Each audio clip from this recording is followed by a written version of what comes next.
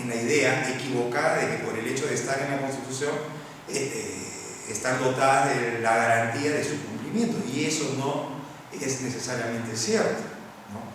Y entonces, en consecuencia, estas constituciones son constituciones extensas, con abultados artículos, como fue el caso de la Constitución peruana de 1979, que contaba con 307 artículos, o la Constitución de la India de mitad del siglo pasado, que tenía 395 artículos, ¿no? Las constituciones unitarias y complejas tienen que ver con el modelo de Estado, ¿no? Serán constituciones unitarias aquellas que plasman, fijan y establecen una forma de Estado unitario, como es el caso de nosotros. Nosotros, entonces, nuestra Constitución es una Constitución unitaria, y en la tipología anterior somos una Constitución aún reglamentarista, con 206 artículos, ¿no?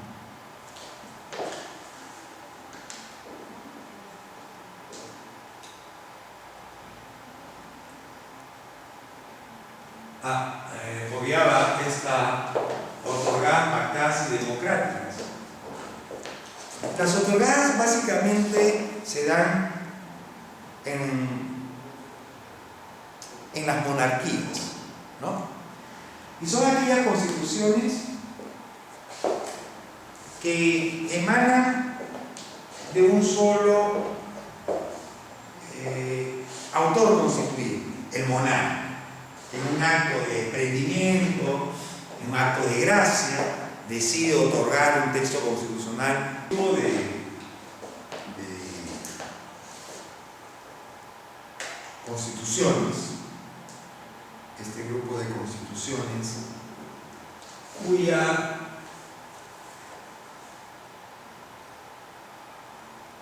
autoría pertenece al gran constitucionalista alemán Karl Loewenstein.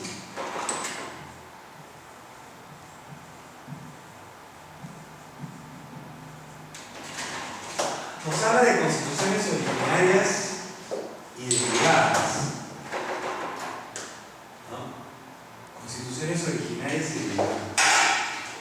Constituciones originarias son aquellas constituciones, pues, que incluyen, incorporan instituciones, derechos novedosos. Típico ejemplo, la Constitución norteamericana de 1787, que por ejemplo incorpora el régimen presidencialista o el Estado federal, o la Constitución mexicana de Querétaro del 17, que incorpora cláusulas económicas y sociales. No tienen precedente,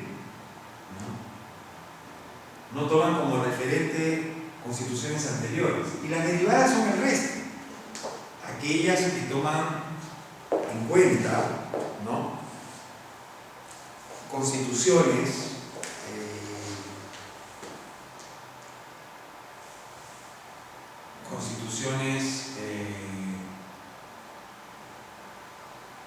originales.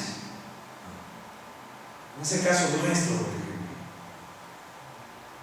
que tomamos de la Constitución norteamericana la figura de la presidencia de la República, del constitucionalismo europeo, por ejemplo, los tribunales constitucionales, la censura parlamentaria, etcétera, etcétera. También encontramos un segundo grupo de constituciones planteadas por Loewenstein, ¿no?, que son las constituciones normativas, nominales,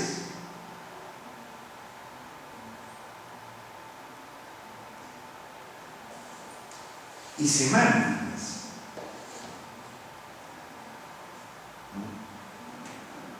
Estas constituciones se explican de la siguiente manera. ¿Cuáles son las constituciones normativas? Las constituciones normativas son aquellas cuyo contenido, ¿no?, cuyas normas calzan, ¿no? Tienen una concordancia práctica con los procesos políticos que se viven. Es decir, norma y realidad política coinciden. Son aquellas constituciones cuyo contenido normativo real y efectivamente se cumple. Constituciones normativas son las de los estados desarrollados, ¿no?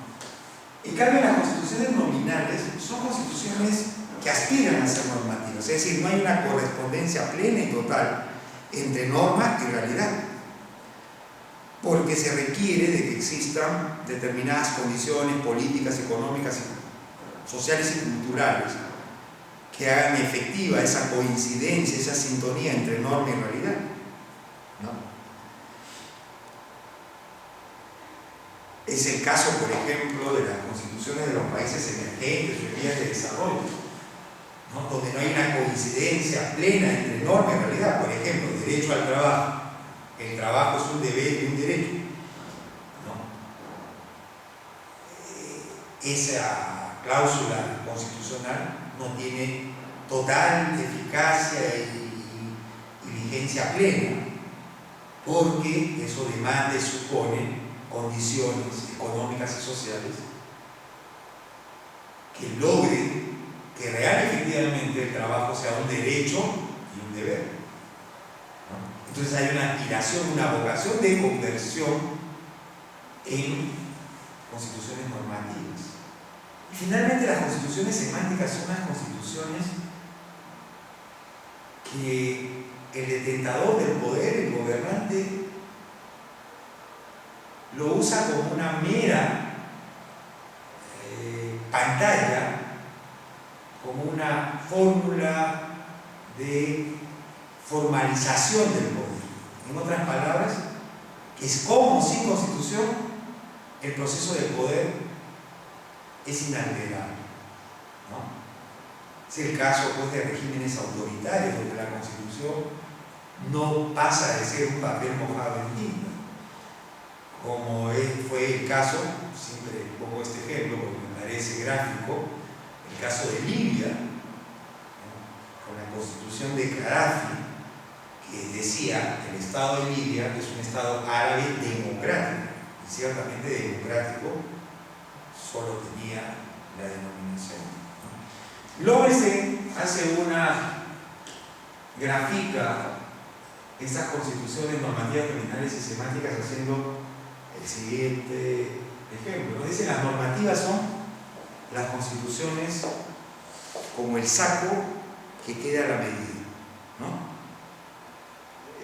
La persona es la sociedad, el proceso político, y el saco es la constitución, totalmente entallada, ¿okay? En cambio, las constituciones nominales son, siguiendo los ejemplos de Lowenstein, estos gráficos, dice, es como el saco que se cuelga en el perchero hasta que nos quede, ¿no? Es decir, hay que de repente subir un poco de peso para que nos encaje. Y las semánticas no son ni la primera ni la segunda, sino simplemente son disfraces. Para terminar, tenemos las constituciones ideológicas y utilitarias. Las ideológicas son, como su propio nombre lo revela, son constituciones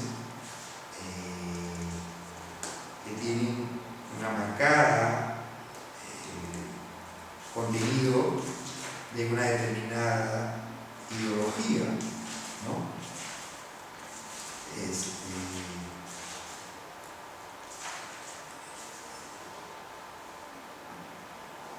Y las utilitarias son constituciones neutras, ¿no? Lowenstein decía que las constituciones utilitarias son aquellas que poseen un contenido ideológico exactamente igual al de una guía de teléfonos.